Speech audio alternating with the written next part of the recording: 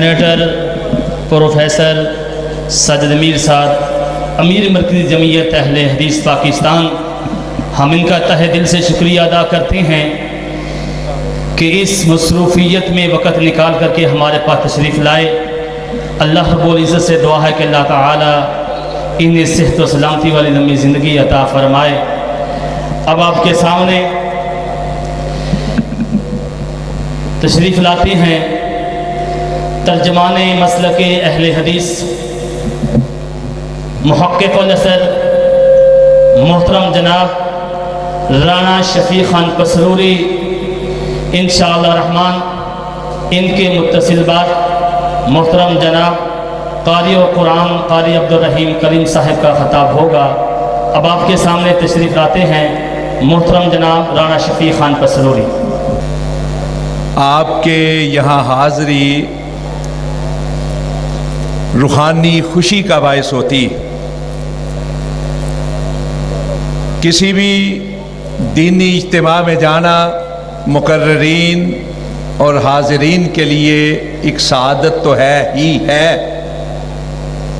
لیکن آپ کے اس جگہ پر اس چک میں آ کر مجھے واقعتاً ایک خوشی میسر آتی۔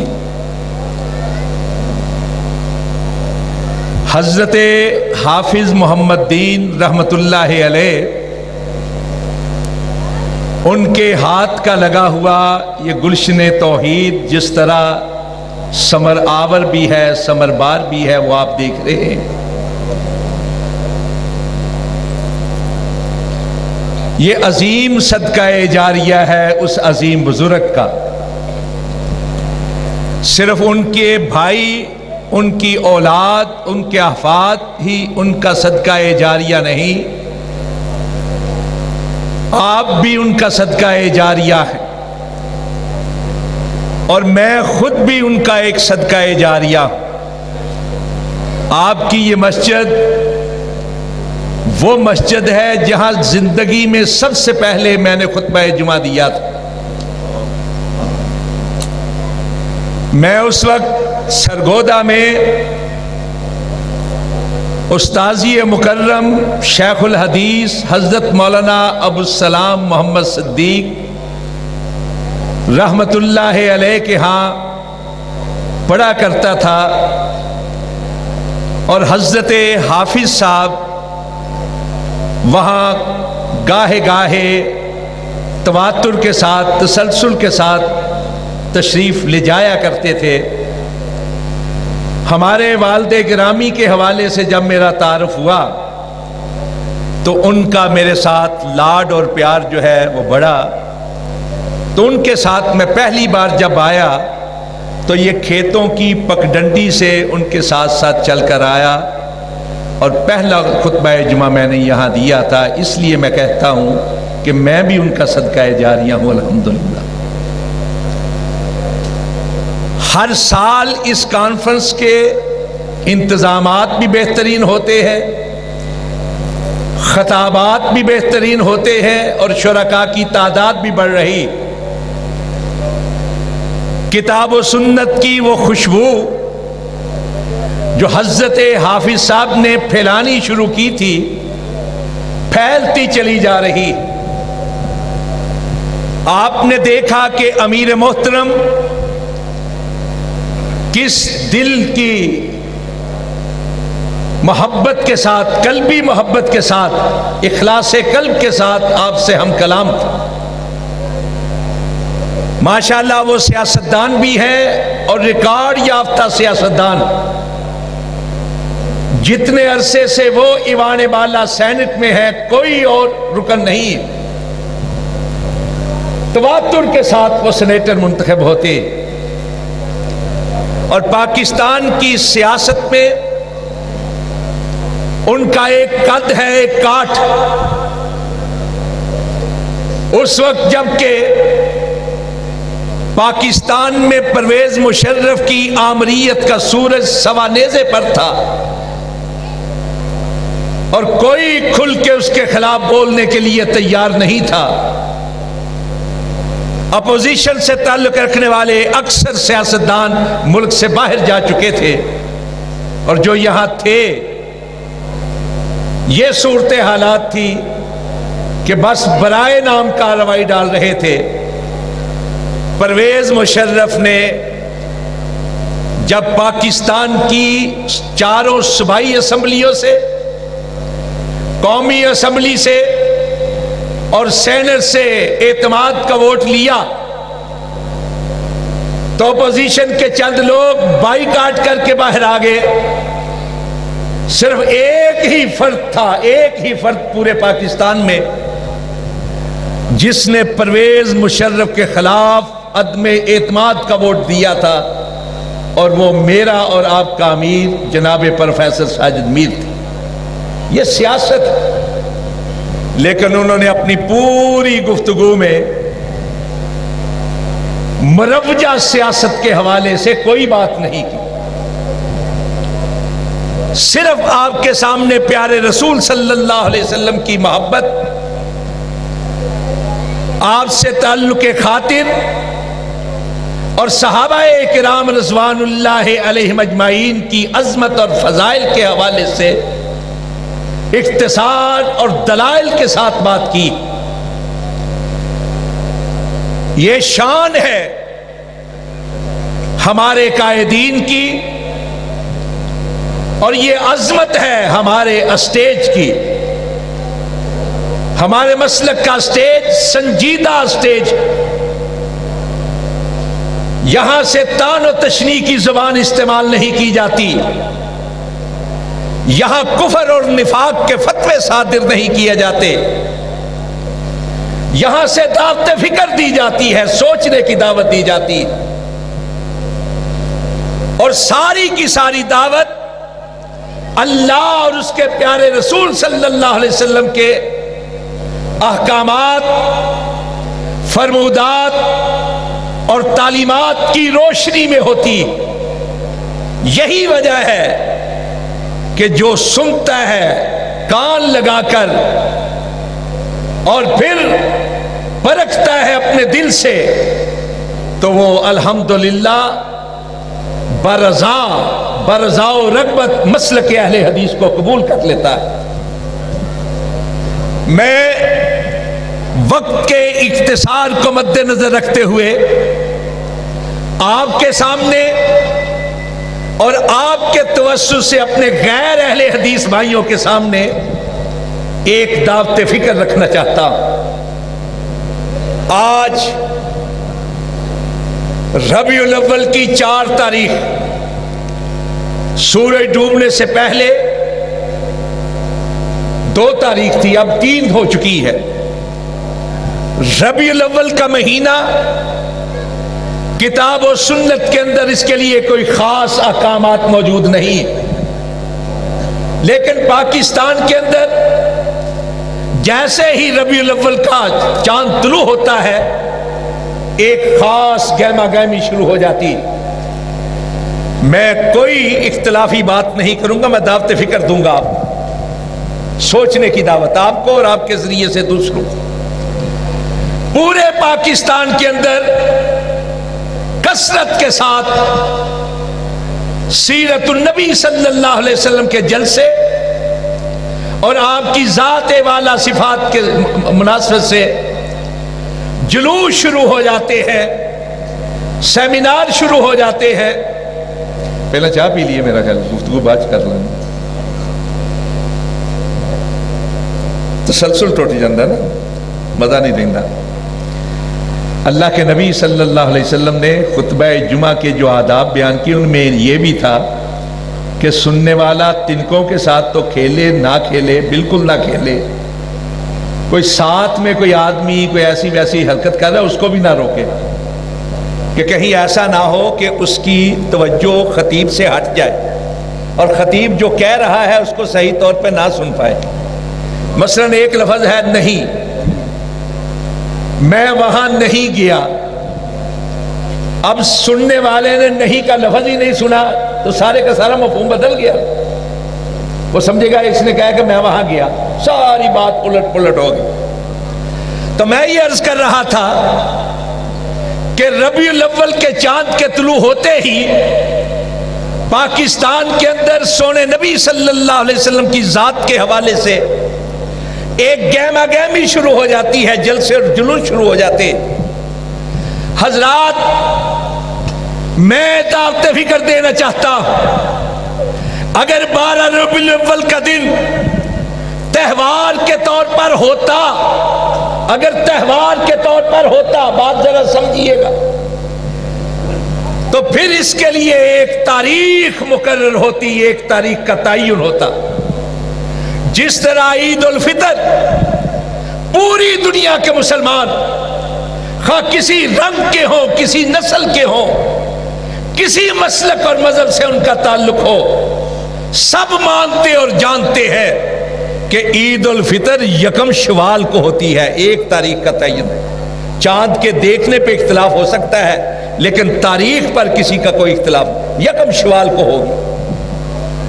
عید الاضحیٰ ساری دنیا کے مسلمان جانتے اور مانتے ہیں کہ 10 ذو الحجہ کو ہوگی۔ یوم عرفہ سب جانتے اور مانتے ہیں کہ 9 ذی الحجہ کو ہوگا۔ لیکن حضرات، میں نے ایک طالب علم کی حیثیت سے دیکھی کتابیں، سونے نبی صلی اللہ علیہ وسلم کی ولادت کے حوالے سے مختلف اقوال موجود ہیں۔ میں نے مولوی امیر الدین نواز شہر ملتان کی کتاب حیات طیبہ کا مطالعہ کیا، اس میں اس نے لکھا ہے آپ 5 ربیع الاول کو پیدا ہوئے۔ امام ابن قیم رحمت اللہ علیہ نے زاد المعاد میں لکھا ہے کہ آپ 8 ربیع الاول کو پیدا ہوئے۔ مولوی امیم الاحسان قادری مجددی نے اپنی کتاب اوجز السیر کے اندر لکھا ہے کہ آپ یا 8 کو پیدا ہوئے ہیں، یا 9 کو پیدا ہوئے ہیں، یا 12 ربیع الاول کو پیدا ہوئے ہیں۔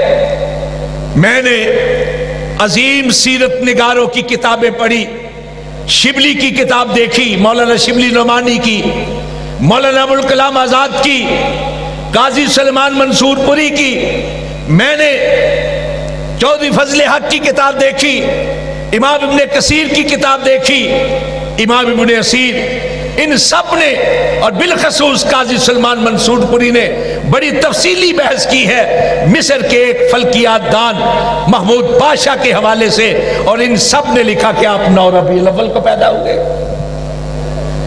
میں نے مولانا احمد رضا خان بریلوی کی فتاوی رضویہ کی جلد 26 صفحہ 412 دیکھا تو اس پہ لکھا ہے کہ آپ 8 ربیع الاول کو پیدا ہوئے ہیں، اور اسی 26 جلد کے صفحہ 415 پر لکھا ہے کہ آپ 12 ربیع الاول کو فوت ہوئے۔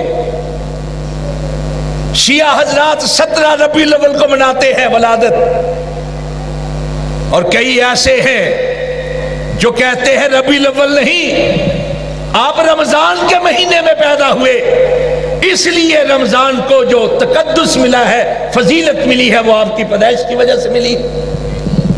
اور میں نے جب کتاب پڑھی حضرت شیخ عبد القادر جیلانی رحمت اللہ علیہ 11ویں والے پیر کی غنیت الطالبین، اور وہاں دنوں کی بحث دیکھی تو انہوں نے لکھا ہے کہ پیارے رسول صلی اللہ علیہ وسلم 10 محرم کو پیدا ہوئے۔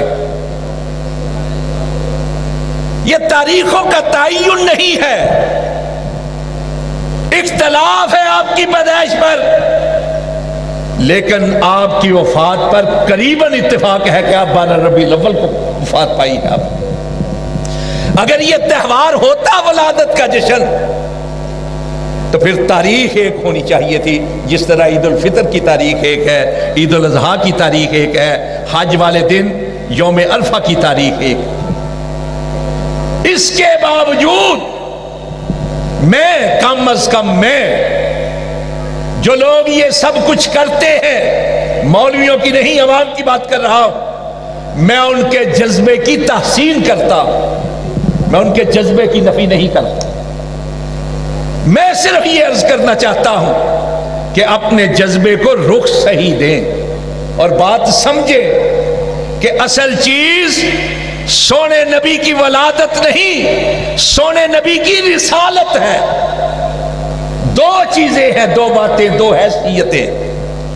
سونے نبی کی دو حیثیتیں ہیں، ایک ہے حیثیت محمد بن عبداللہ کی، اور دوسری حیثیت ہے محمد الرسول اللہ کی صلی اللہ علیہ وسلم۔ آپ پیدا ہوئے حضرت جناب عبداللہ کے ہاں، لونڈی بھاگی بھاگی گئی، سب سے پہلے جا کر سردار ابو لہب کو، جو سونے نبی کا سگا چچا تھا، خوشخبری سنائی۔ کہا سردار ابو لہب مبارک ہو، آپ کے مرحوم بھائی کے ہاں، آپ کی بیوہ بھابی کے ہاں لگتے جگر پیدا ہوا، نور چشم پیدا ہوا، راحت جاں پیدا ہوا، اور حضرات سردار ابو لہب نے سب سے پہلے آپ کی ولادت کا جشن مناتے ہوئے اس لونڈی کو ایک ہار انعام میں دے دیا۔ یہ ہے ولادت کی خوشی۔ لیکن جب 40 سال کے بعد سونے نبی رسالت کے منصب پہ فائز ہوئے اور آپ نے کوہ صفا پہ کھڑے ہو کر کہا لوگو قولوا لا الہ الا اللہ، تو یہی ابو لہب تھا جس نے سب سے پہلے سونے نبی کی رسالت کا انکار کیا، سونے نبی کی تعلیمات کا انکار کیا، آپ کی نبوت کا انکار کیا، آپ کے احکامات کا انکار کیا۔ جب اس نے سونے نبی کے ساتھ بدتمیزی کی، آپ کی رسالت کا انکار کیا، تو اللہ رب العزت نے اس کی طرف اس لحاظ سے نہیں دیکھا کہ یہ وہ ہے جس نے آپ کی ولادت کی خوشی منائی تھی، دیکھا تو یہ دیکھا کہ یہ وہ ہے جس نے میرے رسول کی رسالت کا انکار کیا ہے۔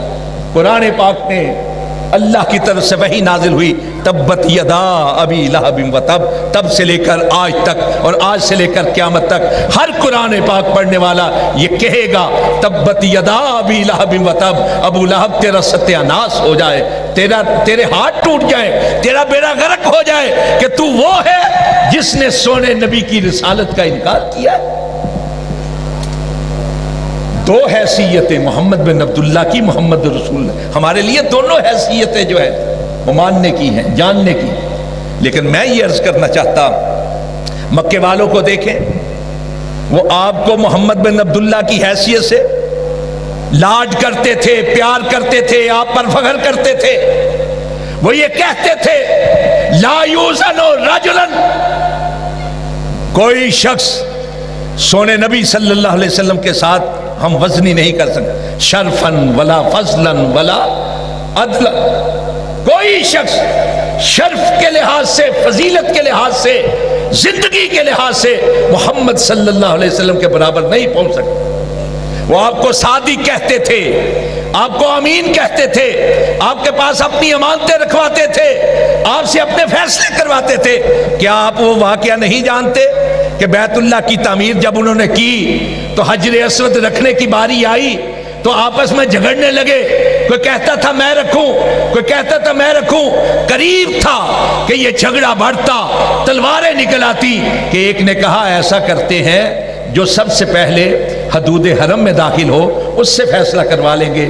چنانچہ اللہ کی قدرت، اللہ کی شان کہ سونے نبی صلی اللہ علیہ وسلم تشریف لائے تو سب نے کہا رضینا محمدہ، رضینا صادقہ، رضینا امینا، صادق آگے، امین آگے، سونے محمد آگے صلی اللہ علیہ وسلم۔ سارے پیار کرتے تھے، لاڈ کرتے تھے، چاہتے تھے، عزت کرتے تھے، احترام دیتے تھے، فخر کرتے تھے۔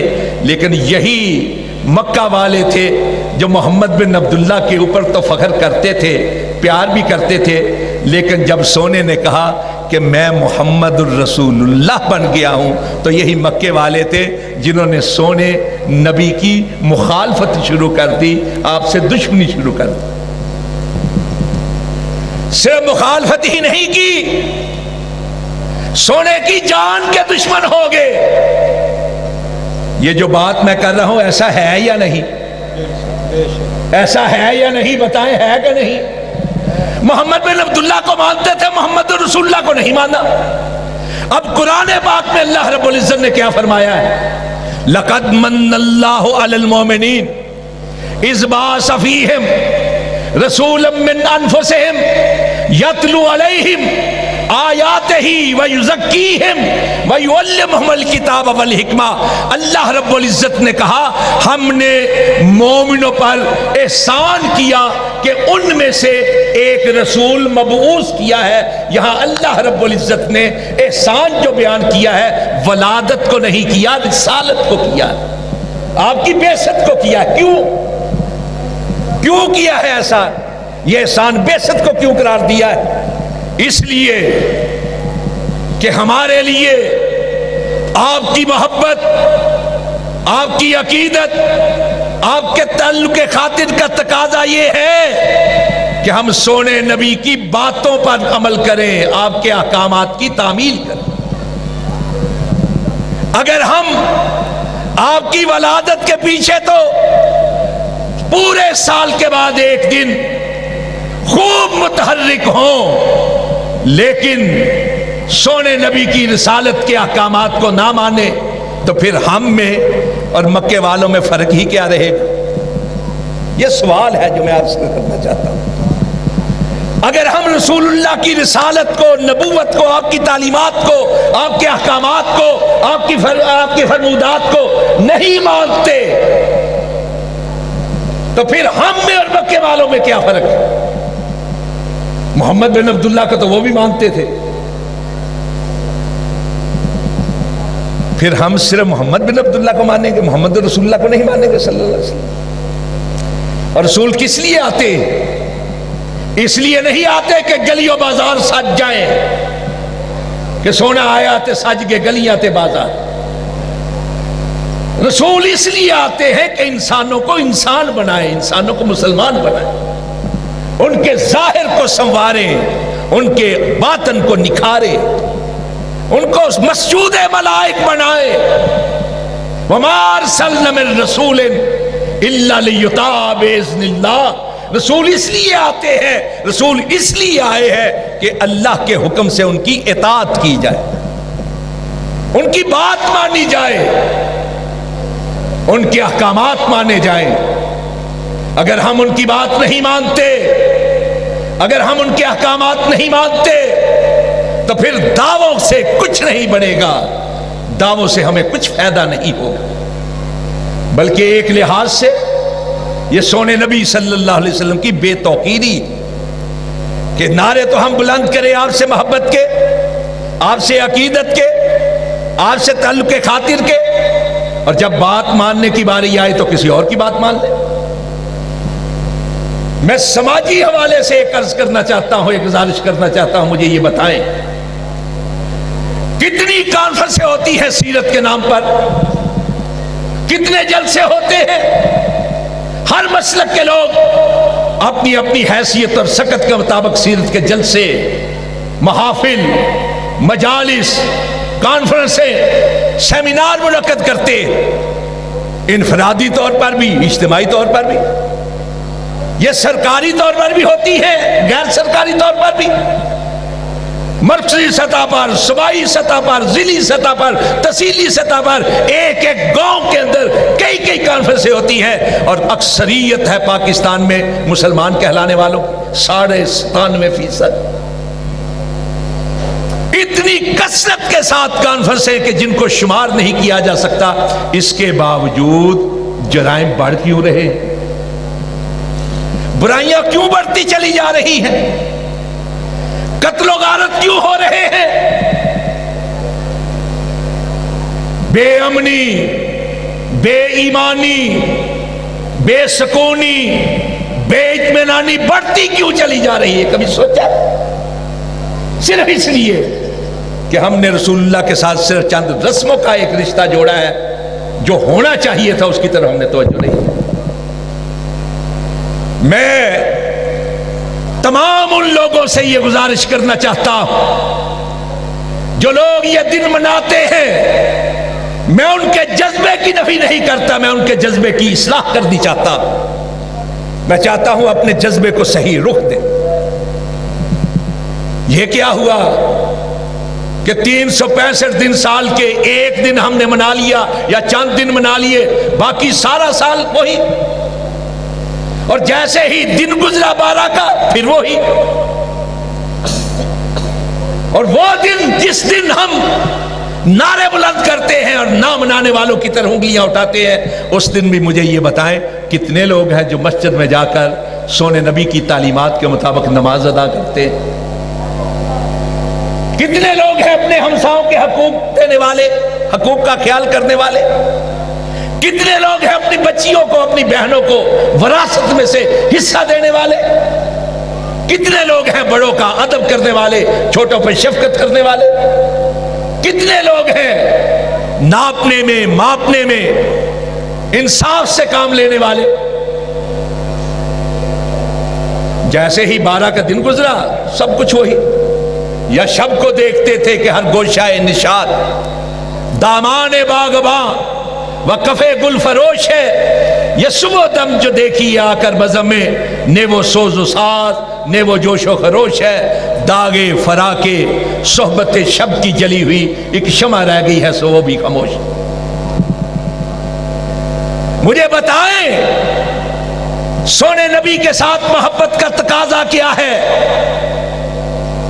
اس بات میں کوئی شک نہیں، ہر شخص یہ کہتا ہے کہ اس کائنات میں مدینے والے کی ذات جیسی کسی کی ذات نہیں۔ سارے مسلمان یہ کہتے ہیں، اعلان کرتے ہیں، دہائی دیتے ہیں، نعرے لگاتے ہیں، مَدَتِ الدُّہُورُ وَمَا آتَيْنَا بِمِثْلِهِ وَلَقَدْ أَتَا فَعَجَزْنَا عَن نُّظَرَائِهِ، صدیاں گزر گئیں، زمانے لد گئے، کوئی آپ جیسا پیدا نہ ہوا، اور جب آپ دنیا میں تشریف لے آئے اب قیامت قائم ہو جائے کوئی آپ کی طرح کا پیدا نہیں ہو سکتا۔ سارے مانتے ہیں کہ آپ کی ذات جیسی کسی کی ذات نہیں۔ ہم یہ کہتے ہیں کہ جب آپ کی ذات جیسی کسی کی ذات نہیں تو یہ بھی کہہ دو کہ پھر آپ کی بات جیسی بھی کسی کی بات نہیں۔ پھر آپ کے ہوتے ہوئے کسی امام کی امامت کا کیا کام، کسی فقیہ کی فقاہت کا کیا کام، کسی پیر کی پیری کا کیا کام، کسی فقیر کی فقیری کا کیا کام، کسی لیڈر کی لیڈری کا کیا کام؟ اگر اور صحیح ہے، سچ ہے کہ مدینے والے کی ذات جیسی کسی کی ذات نہیں تو رب کعبہ کی قسم اس کی بات جیسی بھی کسی کی بات۔ یہی مسلک اہل حدیث۔ مسند دارمی کی ایک حدیث آپ کے گوش گزار کر کے آپ سے اجازت چاہوں گا، اور میں معذرت چاہتا ہوں اپنے بھائی قاری عبد الرحیم کلیم صاحب سے، چونکہ مجھے ایک اور ذمہ داری سونپی گئی ہے اس کی وجہ سے جلدی تھی۔ ایک حدیث مسند دارمی کی سونے نبی ارشاد فرماتے ہیں، حسن روایت، کہتے ہیں میں ایک روز وادی بطحا میں آرام کر رہا تھا، میری آنکھیں سو رہی تھی، میرا دل جاگ رہا تھا کہ ایسے میں آسمان سے دو فرشتے نازل ہوئے، ایک زمین پر آن ٹھہرا، ایک فضاؤں میں محو پرواز معلق رہا، پھر ایک نے میری طرف اشارہ کر کے دوسرے سے پوچھا کیا یہ وہی ہیں جن کی طرف ہم کو بھیجا گیا ہے؟ دوسرے کہا ہاں ہاں یہی تو ہے جن کی طرف ہم، فرمایا پھر ایک ترازو قائم کیا گیا، ایک میزان، اس کے ایک پلڑے میں مجھ کو رکھا گیا، دوسرے پلڑے میں ایک عام شخص کو، میرا پلڑا وزنی رہا، پھر ایک کی جگہ پہ 10 کو میرے ساتھ تولا گیا، میرا پلڑا تب بھی بوجھل ٹھہرا، پھر 10 کی جگہ پہ 100 میرے ساتھ ترازو کیے گئے، میرا پلڑا تب بھی اپنی جگہ قائم رہا، پھر 1000 کو میرے ساتھ جب تولا گیا، 1000 والا پلڑا اپنی بے وزنی کی وجہ سے اوپر اٹھا، ہلکورے لینے لگا، کانما ینصرون علی من خفت المیزان، ایسے دکھائی دیتا تھا کہ بے وزنی کی وجہ سے ہلکورے لیتا ہوا یہ پلڑا الٹ جائے گا اور سارے کے سارے مجھ پر آن گریں گے، کہ ایسے میں ایک فرشتے نے دوسرے سے کہا کیا گن گن کے تول رہے؟ لو وزنت الدنیا کلہا لراجہا۔ حضرات یہ جو ایک فرشتے نے دوسرے سے کہا یہی ہے مسلک اہل حدیث، یہی ہے ہماری دعوت، یہی ہے ہماری پکار، اور یہی ہے ہمارا آج کا پیغام یہی ہے، شان مصطفیٰ صلی اللہ علیہ وسلم، جو ایک فرشتے نے دوسرے سے کہا لو وزنت الدنیا کلہا لراجہہا، اگر ایک پلڑے میں ساری کائنات کے مفکر، ساری کائنات کے مدبر، ساری کائنات کے مصلح، ساری کائنات کے ریفارمر، ساری کائنات کے امام، ساری کائنات کے فقیہ، ساری کائنات کے مجتہد، ساری کائنات کے سونے منمونے، ساری کائنات کے صاحبان جمال و کمال، بڑے سے بڑے، چھوٹے سے چھوٹے، ساری کائنات والے ایک پلڑے میں ہوں اور دوسرے پلڑے میں اکیلے آمنہ کے لال ہوں، لو وزنت الدنیا کلہا لراجہہا، ساری کائنات والے مل کر بھی اکیلے آمنہ کے لال کا مقابلہ نہیں کر سکتے۔ یہی مسلک اہل حدیث، یہی پیغام میں یہ کہنا چاہتا ہوں کہ آپ سن رہے تھے حضرت امیر محترم سے صحابہ کرام کے واقعات، کتنی محبت تھی اپنے نبی سے، ان کو کیا الفت اور چاہت تھی۔ آپ نے واقعات سنے۔ میں آپ سے ایک سوال کرتا ہوں، یہ گمان کرتے ہوئے جواب نہ دینا کہ آپ میرے مسلک سے تعلق رکھتے، غیر جانبداری کے ساتھ مجھے جواب دینا، کائنات میں کوئی ایسا انسان ہے جو صحابہ سے بڑھ کر مدینے والے سے محبت کرتا؟ بتائیں، کوئی ہے کائنات میں؟ کوئی کائنات میں کہ صحابہ کرام جن کو اللہ نے اپنے رسول کی صحبت کے لیے چنا تھا، سلام علی عبادہ الذین اصطفیٰ، یہ قرآن پاک میں اللہ رب العزت نے کہا ہے، کائنات میں کوئی ہے صحابہ سے بڑھ کر محبت کرنے والا؟ کوئی نہیں، اور واقعتاً کوئی نہیں۔ اور اگر کوئی نہیں تو پھر ذرا سوچیں کہ ان کی محبت میں کیا یہ چیزیں تھیں جو ہم نے آج سے 20-25 سال پہلے شروع کی ہے؟ کیا یہ ہے محبت کا تقاضا؟ محبت کا تقاضا نبھایا صحابہ نے، محبت کے تقاضوں پہ عمل کر کے دکھایا صحابہ نے، اور وہ تقاضا یہ تھا کہ مرتے مر جائیں، رسول اللہ کے احکامات پہ حرف نہیں آنے دینا، وہی کچھ کرنا ہے جو سونے نبی نے کہا، جہاں کھڑا کر دیا کھڑے ہو گئے، جہاں بٹھا دیا بیٹھ، بس۔ لا تقدم بین یدی اللہ ورسولہ، نبی کو فالو کرنے کی کوشش کریں، نبی سے آگے نہ بڑھیں، صحابہ سے آگے بڑھنے کی جسارت کہ وہ کام کرتے ہو جو شریعت میں ہے ہی نہیں۔ اور اگر کوئی کہتا ہے کہ بھائیو پیدائش کی تاریخ میں تو اختلاف تھا، وفات پہ تو تم بھی کہتے ہو، مولانا احمد رضا خان نے کہا، عمر اشروی صاحب نے مقیاس حنفیت میں کہا، سارے علماء کہتے ہیں کہ 12 ربیع الاول وفات النبی ہے، اور آج سے 15-20 سال پہلے جلوس نکالتے ہوئے بھی کہتے تھے 12 وفات کا جلوس۔ ہم یہ کہتے ہیں، ہم اہل حدیث یہ کہتے ہیں کہ ہمیں یہ اچھا نہیں لگتا کہ اس روز خوشیاں منائیں جس روز سونے نبی دنیا سے رخصت ہوئے تھے۔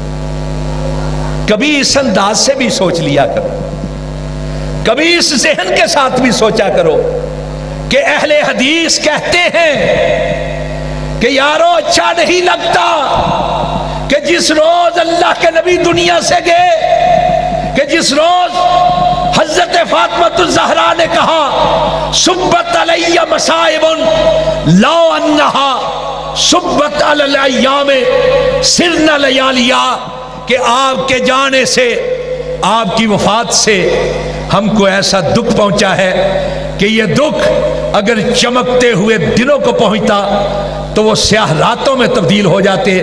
صحابہ کرام نے کہا تھا کہ اگر بوجھل پہاڑ ہمارے سینوں پر رکھ دیے جاتے تو شاید ہماری طبیعتیں اتنی بوجھل نہ ہوتی جتنی بوجھل سونے نبی کے جانے سے ہوئی ہے۔ ہم کس طرح خوشی منائیں اس دن، کس طرح بھنگڑے ڈالیں، کس طرح ناچے اور گائیں جس دن سونے نبی دنیا سے رخصت ہوئے تھے، اور پھر اللہ کے نبی نے اپنے صحابہ کی جو تربیت کی اور صحابہ کرام نے دنیا کو جو تعلیم تھی اس کے مطابق زندگی بسر کرنی چاہیے. انہوں نے ساری زندگی ایک ہی کام کیا ہے کہ ہوتے ہوئے مصطفیٰ کی گفتار مت دے کسی کا قول و کردار. جہاں سونے نبی کی ذات آ جائے کسی کی ذات نہیں، جہاں سونے نبی کی بات آ جائے کسی کی بات نہیں. واقول قولی ھذا استغفر اللہ لی ولکم اجمعین.